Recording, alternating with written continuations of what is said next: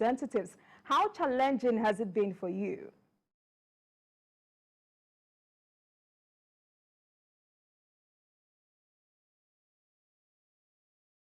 Although your audio is, I can't hear you very well. Maybe we can let me take that again. Audio so that I'll be able to get. All right, you're one of the youngest House of Reps member. How challenging has it been for you?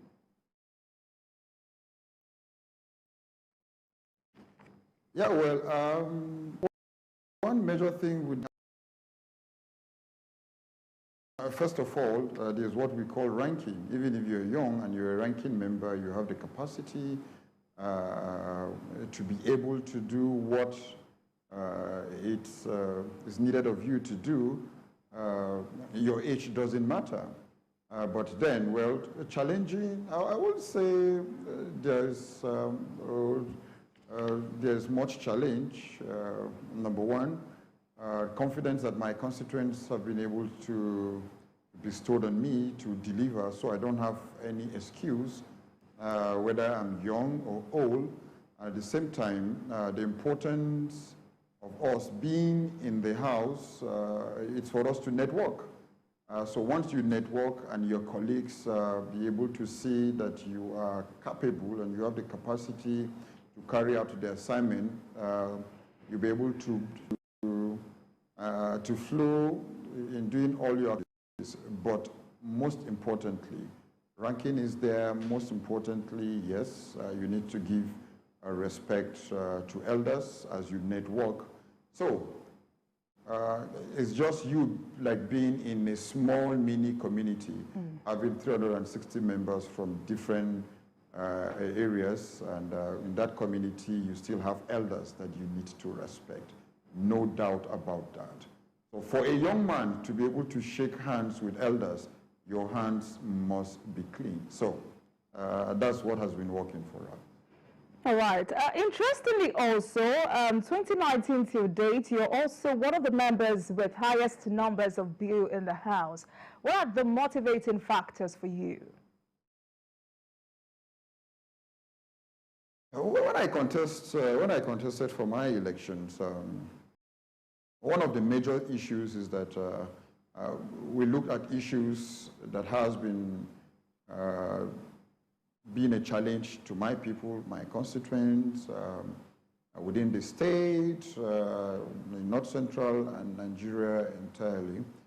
So I went into even having some bills even before coming to the National Assembly. How can we be able to look at addressing some of these issues?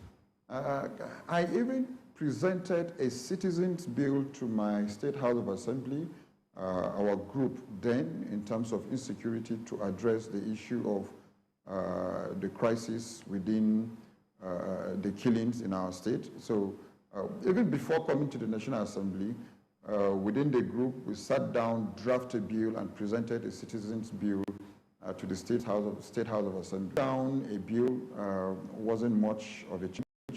So we look at the issues. What are those issues that need to address, areas that need to be amended in terms of constitutional amendment, in terms of existing laws that need to be amended.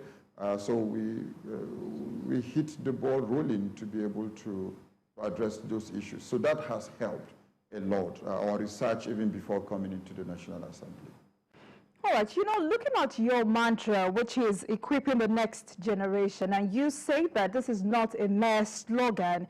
You say it is a strategic agenda towards lifting and developing the youth via strategic empowerment programs. So how are you using your office to improve the living condition of your people?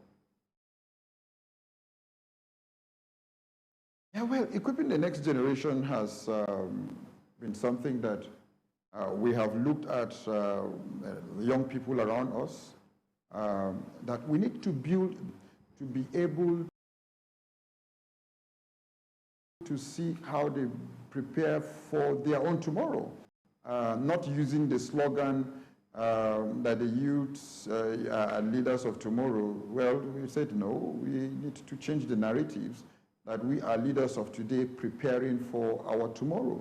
And in preparing for our tomorrow, we need to network with the elders, understand where the elders have succeeded, where is it that they have failed, for us to be able not to make the same mistake, and so that we know that there is no nation that succeeds, no nation that builds to be a better nation or a developed nation without looking at the generation behind it, generation that is currently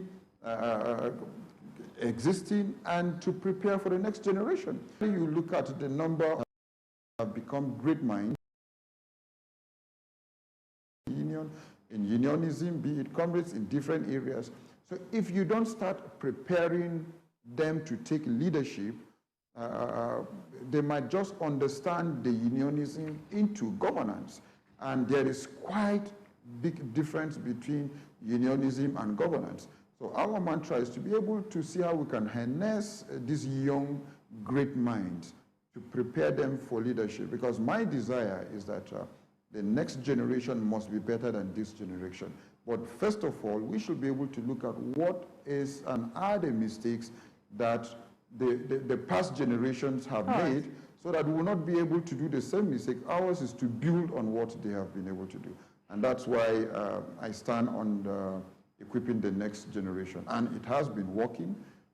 Just last week, I know the interaction that I've done with had with some of the students, and the feedback is enormous. Look, we thought it was this. We never had hope in this country, but we believe that if we do the right thing, if we analyze the right issues, if we bring in the right leaders into authority, we will be able to have a better nation. All right, then let's talk about politics in Plateau State. Especially within my constituents, are prepared to make Nigeria better. Let's talk about politics in Plateau State. How will you describe the chances of your party in winning the 2023 elections in the state?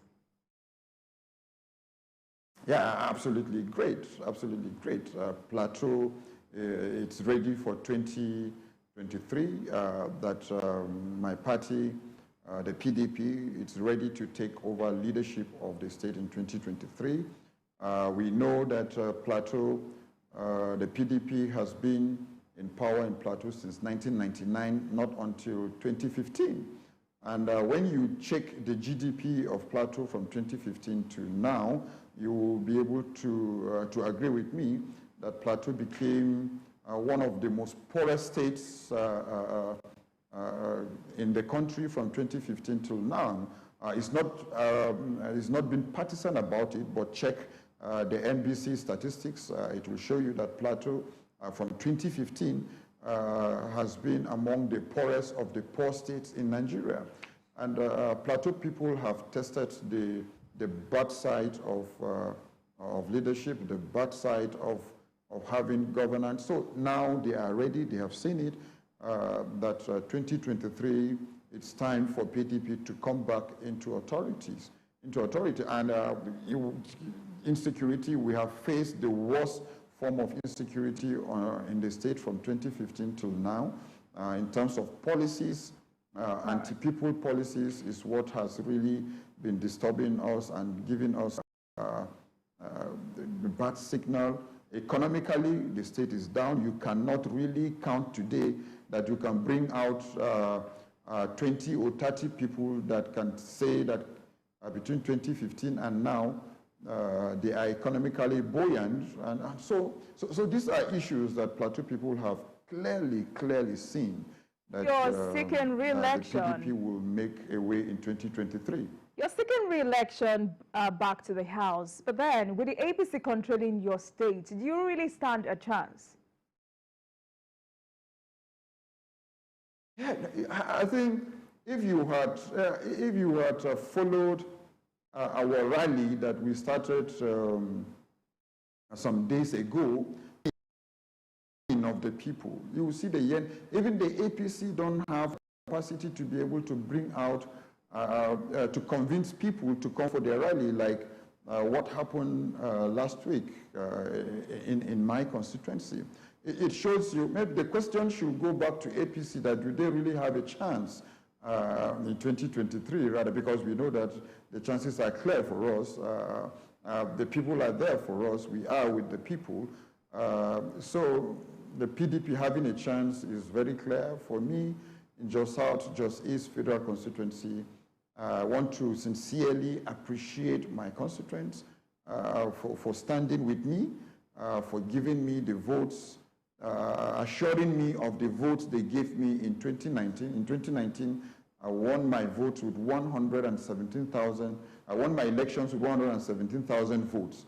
And I believe that in 2023, more and better because of the interventions they have seen that we have given them within the constituency. Because what is much more important as a representative is that let my people feel the dividends of democracy through governance, not just being a leader, but rather let them see the servant leader in us for us to be able to deliver more. And that's why we are seeking for re-election, and by the grace of God, they have given us that confidence. All right, but then at the national level, the crisis rocking the PDP, which has now, given birth to G5, seems intractable. Why has this been so, and could this be the end of your party? Yeah, one thing I can assure you is that our leaders are working very hard day and night to ensure that standing. But before February 25th of 2023, you will see the PDP coming out with one voice to be able to reclaim its mandate. You will see the PDP giving people hope. You will see the PDP leading people and leading Nigerians to victory because what Nigerians have gone through over the years, they have really understood the fact that, look, we need to go back home. And with what is happening, the PDP have understood that. Our leaders are meeting. The gray areas will be smoothened before then because very well, and knowing the fact that especially in the North Central, you check the voting pattern in the North Central from 1999, you clearly know that the North Central is a PDP state, and not until 2015. But the states that even the ruling party have taken over in 2015, I can assure you that we are getting it back in 2023 out of those states we have. So the PDP is ready to make sure that the people this time around get what it means in terms of dividends of democracy. And if you know that the North Central has been bedeviled with high level of insecurity, and the people really understood the fact that, look, the PDP is the way out. All right, so you are very confident that the G5 governors will not endorse another presidential candidate? I didn't get that. I said, yeah, well, I don't know who will endorse another candidate, but I don't. Are you confident that the G5 governors will not endorse another presidential candidate? No. Like I said earlier, it's a misunderstanding that will be will really be addressed, because the party has a constitution clearly that there is nothing nothing like anti-party. So our dear able loving governors even know that the party itself has a constitution on anti-party. So it's a voice that they are putting out to be able to be heard for bringing some certain issues into play. For a PDP man to come out publicly to endorse another candidate that is not of the PDP, that is clearly anti-party. So, right. But what is going on is, look, this is our grievances, this is the areas that we want you to look into as party leaders, and which I believe that they as leaders, they know the implication, they know the challenge, and how it will demoralize most of us if eventually something like that happen. But knowing them as founding fathers of our dear party. They will lead PDP into victory. But like I said, it's an in-house thing that before the general elections, it will be sorted out. And you will see them, by the grace of God, campaigning for PDP to victory, campaigning for the PDP to take over the mantle of leadership into power. I know maybe the ruling party are enjoying what is happening, but it's just what is happening is just you from outside, you are hearing a noise from the bedroom of your parents. But when your parents come out, you will see them smiling. So the issues will be resolved, and you will see our leader smiling to lead us to victory before February 25th, 2023. So, the Director General of the APC Presidential Council, the DG of the APC Presidential Campaign Council is the governor of your state. You know, we will want to have the bragging right of winning Plateau State for his party. How does your party surmount this stumbling block? Yeah, you need to come over again because I'm having challenges hearing you. Right. The DG of the APC Presidential Campaign Council is the governor of your state. So I'm asking, you know, you would want to have the bragging right of winning Plateau State for his party. Do you see this as a stumbling block? Well, but even my dear governor knows that the fact that he's a DG of the APC presidential candidate, he will not be able to deliver Plateau to the APC. The voting pattern is there. You check the 20, you check even when he was the governor, he couldn't give APC the majority of the votes. In 2015, PDP got over 400,000 votes. In 2019, PDP got over 500,000 votes. PDP has been getting the majority of the presidential votes for the PDP. In the Plateau is PDP. How the governor became the governor of Plateau State is he's a child of circumstance. So 2023, it will be there. I don't speak because of politics, but speak with facts. The facts are there that the presidential election from Plateau State will clearly be for PDP because PDP will get the majority. So, well, as a DG, I'm sure he will work in other states to be able to make up to the number of votes that he will lose for APC in Plateau State. So, well, he has a lot of work to do in other states, but definitely, clearly, not Plateau State. All right, let's quickly talk about your presidential candidate. Many analysts say it will be to succeed Buhari in 2023. Many analysts say it will be unfair for him to succeed Buhari in 2023 because he's also a northerner. Well, it's not about being a northerner, but it's about capacity. It's about having the ability to be able to deliver the dividends of democracy to Nigerians. And as a party man, I strongly believe that the PDP will be in Aso Rock in 2023. You know, Nigeria being so diverse and as it is, people have been trying to bring in some different narratives into politicking for the candidate. But assurance I know and I have from Nigerians is that by the grace of God, we'll be able to have the right thing to come into play in 2023. So we will succeed Buhari come 2023. Very quickly before we go, Peter Obi is gaining more popularity in the Southeast and South-South, which were strongholds of the PDP, your party. How worried is your party about this?